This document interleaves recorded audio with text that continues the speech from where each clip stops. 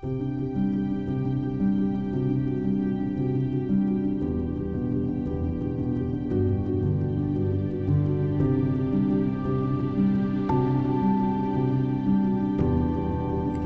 everybody, this is William Cunningham of My Hope in Marriage, trying to help you have a happy and fulfilling marriage. My Hope in Marriage is on the web. You can visit us on the web at www.myhopeinmarriage.com. And what I've done is I've taken over 35 years of marriage and just presented articles and videos and so forth, resources to help you to forge a happy and fulfilling marriage. Because it takes work. It's not easy, and there's a lot of things against you, especially with the trends that are happening now regarding marriage. Okay? So, with that said, let's get on to our topic today. And what I'm going to talk about is something that is very common, and it's roommates versus soulmates. Roommates versus soulmates, or maybe a better title might be moving towards roommates, which a lot of marriages do. They end up being roommates instead of soulmates. And I'll explain what that means in a second. When a person gets married, one more thing. This is from a man's perspective, all right? I would love to hear from the women what you think when you get married, what you expect, so forth and so on, what it means to be a soulmate, what it means to be a roommate, so forth and so on. All right? So ladies, feel free to comment and give me your opinion about this topic. So again, this is from a man's perspective, but the principle goes both ways. All right. One of the husband or the wife may feel as though their relationship is roommate, but the other one, let's say the man thinks his relationship with his wife has turned into being roommates, but the wife may think everything's great. She may think, I love him, he's great, I just love to be with him and so forth and so on. But he's thinking, what? She might even say, I love you and I love being with you and all that. And the guy's scratching his head and he's thinking, what? I don't see it. I'm getting mixed signals. Okay, so what's going on? Okay, first of all, when a guy gets married, I would say when anybody gets married, they have certain expectations. They have certain things in their head that they think marriage is. And the way you can counter the negative effects of that, all right, because those expectation leads into desires, and those desires can lead into disappointment, all right? And that disappointment can lead to other things that can just wreck the relationship. So a way to counter that is to communicate. Guys, you always have to talk to your spouse. Now, I know sometimes that's difficult because, your spouse may be the emotional type, and every time you bring something up, he or she just gets emotional, and you never really deal with the issue at hand. All right, but still try to find that angle where you can at least relay your feelings about the subject matter, about the issue, whatever it is. Good or bad, to talk about some good stuff too. Don't make your communications, this is the problem. Make your communications, plans for the future, desires that you have, so forth and so on. Okay? All right, so now you have these expectations. We have expectations. Now, one thing a guy expects is togetherness. They expect an emotional connection. Of course, I would dare say that women expect an emotional connection with their spouse as well. It's not just a business deal. And maybe in some cases it is. Your marriage is just business. All right, but we're not talking about those situations. We're talking about situations where the man or the man and a woman expect an emotional connection. Now, you're going to have issues if one has no desire for emotional connection. To them, marriage is a business deal. And another who wants that emotional connection with his wife.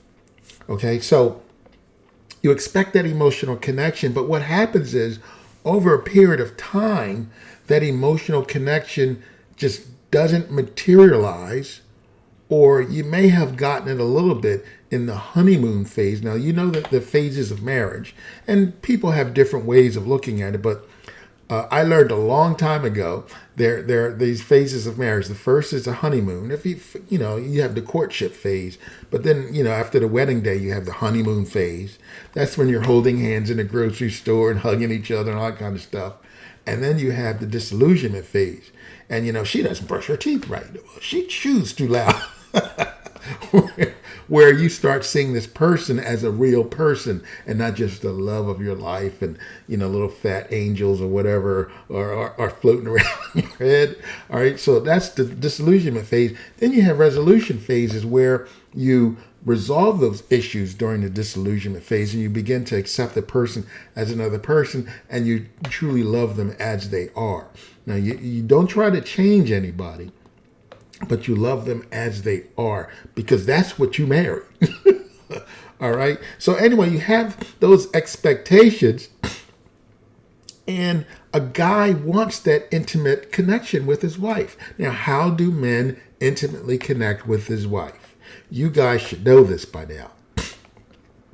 A man intimately connects with his wife through sex, through romance and so forth. All right. And if that is hindered or obstructed, then he is not going to intimately connect with his wife. And that's going to bring about a whole lot of problems. And if he stays committed to the relationship, what happens is you become roommates. It becomes a business deal. The bills get paid. The children get taken care of. The house gets maintained. You go to work, you pay the bills, and so forth. But there's no intimacy. You become roommates. All right? You become what I call co-workers in household incorporated. The man used to look at his wife and have these desires and he'd pounce, or he'd initiate a romantic advance. But like I said in a previous video, when those romantic advances are consistently rejected, then he's going to start pulling away. He's going to start short-circuiting that desire for his wife to something else. It doesn't go away. He still has the desire, but he may divert it to something else, or it may build up inside of him, causing all kinds of other issues to happen. Depression, anger, resentment, and so forth and so on. All right, so that energy, if I could call it that, could also go to someone else. And that's when trouble really happens when he's rejected. All right. And of course, the wife too. But remember, I'm just going to talk from a man's perspective just to make the communications easier. He or she, I don't want to go through all that. All right. So he expects this from his wife. He expects that intimate connection, just as she expects an intimate connection from her husband. But when that intimate connection doesn't happen, you become roommates. All right. And roommates, again, you just making things happen. The relationship is going along. It becomes about the job, about the children. You plan your vacations. You may plan trips. You may plan barbecues, and you might get along. But deep inside, or not even that deep inside, from the surface down, the guy is just frustrated.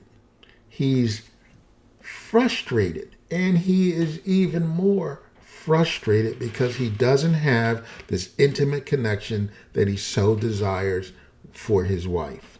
And she makes it, she exacerbates it by seeming like it doesn't matter, seeming like everything is okay, seeming like she's okay, and there's no concern for him not being okay. Now, of course, you did tell her, right?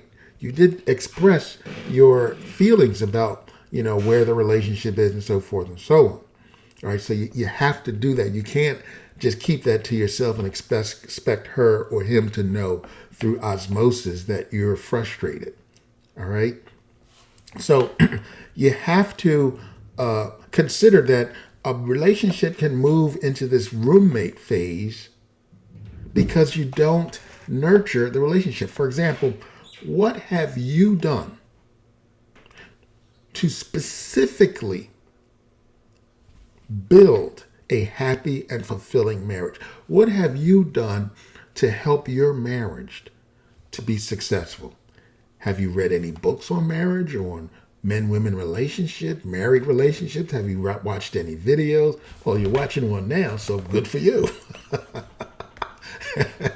What have you done consistently? Because when you're in your job and you want a promotion or you want to succeed, you study, you do what the job requires for advancement. Maybe it's a degree you need. You would pursue that degree. If you just have personal goals, you would go to school or take some online classes or some local classes or whatnot to get this particular thing, this set of skills or knowledge or what have you. You specifically work at that and you do it and you progress in those areas. But our marriages, we tend to neglect. We don't pursue actually working on the marriage. We work on everything else. You'll spend time researching for vacation. You'll spend time researching for the best schools to put your kids in. You'll spend time researching for the best vehicle to purchase or the best house for you guys to purchase. But you don't spend the time to research and to learn and to specifically nurture your relationship. That's what you got to do. And that is one way to keep you from being roommates. Of course, both husband and wife has to want that. And you have to come to concessions. You have to compromise, maybe sometime come to agreements. But you need to keep that flame alive, romantic flame alive, if indeed both of you want that. I have an ebook that you can find on this website called What Happens to Love and Marriage. And that really talks a lot about this process, becoming roommates, because romantic love tends to fade unless you specifically keep it going. You work to keep it going. I mean, you work to keep the bills paid. You work to pay the mortgage. You work and specifically do things to accomplish certain endpoints, the ends, whether it's mortgage, car payments, children, after school activity, whatever it is, you specifically do things to make sure that those things happen. All right? But you don't do the same thing for your relationship. Why is that? Now, in friendships, you don't have to do that. You just spend time together. You're inadvertently kind of doing it because you spend time together, you talk. You don't have to get too intimate because that's your friend, But, the closer you are as friends, the more intimate stuff you might share about your heartaches or whatever.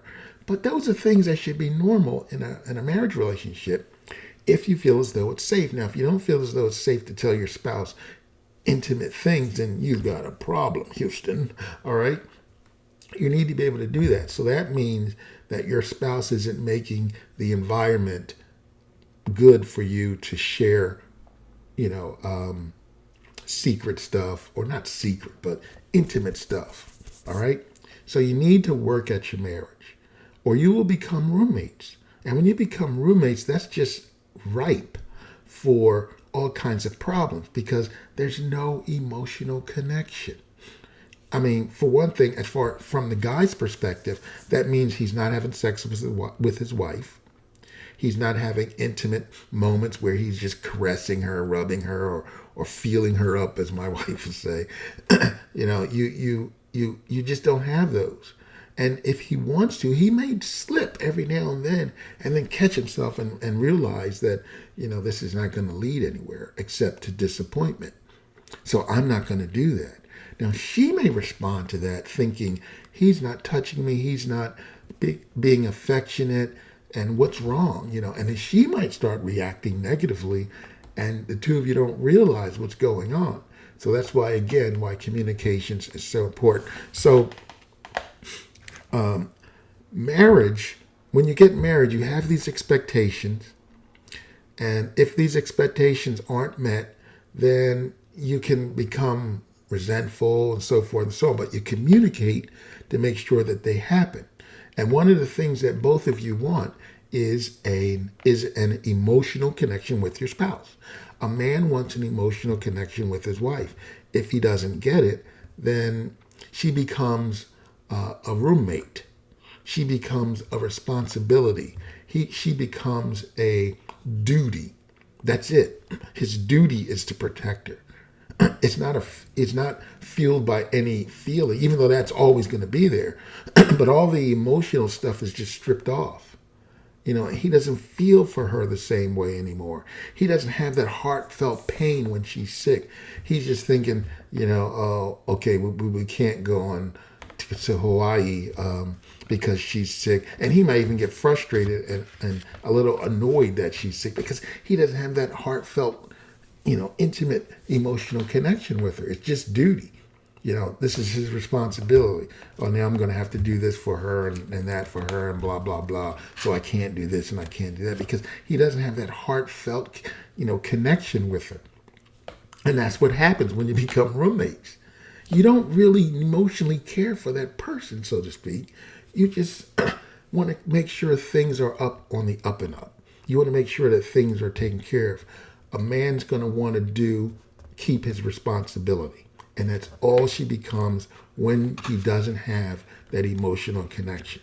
She may think she's emotionally connected, all right, but he doesn't think that she is emotionally connected, and that wreaks havoc on the relationship. And that's roommates, guys.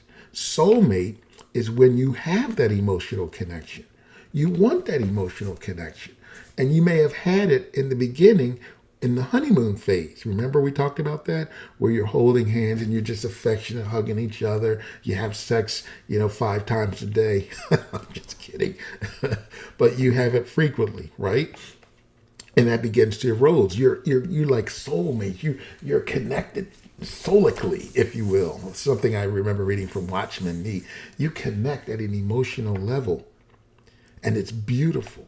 But then the responsibilities of life get in, and the fact that you don't specifically nurture the relationship, that soulmates begins to filter and change and morph into roommates, co-workers in household incorporated. The emotional connection goes away, and you just become roommates. And it's just frustrating. It's toiling because now it's just about paying the bills and so forth and so on. All right. And that's it. All right, that's it. So that's just a little bit about, soulmates to roommates. You want to nurture your relationship so that you maintain a soul connection or an emotional connection, to be soulmates. Now, I don't believe in the concept of, love, maybe, I don't know, love at first sight, becoming soulmates and all that kind of stuff. You're meant for each other. I believe any relationship could work if you're compatible and all that. And you work at it. You have to work at your relationship in a marriage. All right. It's not like friends where you can just go your separate ways. You committed to this person. All right. So you want that emotional connection. You want to remain soulmates as much as possible and avoid being all roommates. And you're going to have some roommate characteristics because, of course, the bills have to get paid and so forth and so on. So you're going to have that balance of roommate and soulmates. And that's just called a fulfilling marriage, a happy, fulfilling marriage, where he's fulfilled emotionally, intellectually, maybe even spiritually from his wife, and vice versa. All right. So the key here is to work at your marriage. All right. Specifically work at being close to your spouse. Find out how he thinks. Discover how she thinks. What's her her love language? What's his love language? And use that to do things to help and to nurture that relationship. All right. All right. That's a little discussion on soulmates to roommates. Something that you want to avoid. You want to be soulmates, but you also want to have roommate characteristics where things get done, because you just can't have romance all the time. You got to go to work sooner. You got to eat. Okay. All right. Well, this is William Cunningham of My Hope in Marriage, and I pray that you would have a happy and fulfilling marriage. Until the next time, be blessed.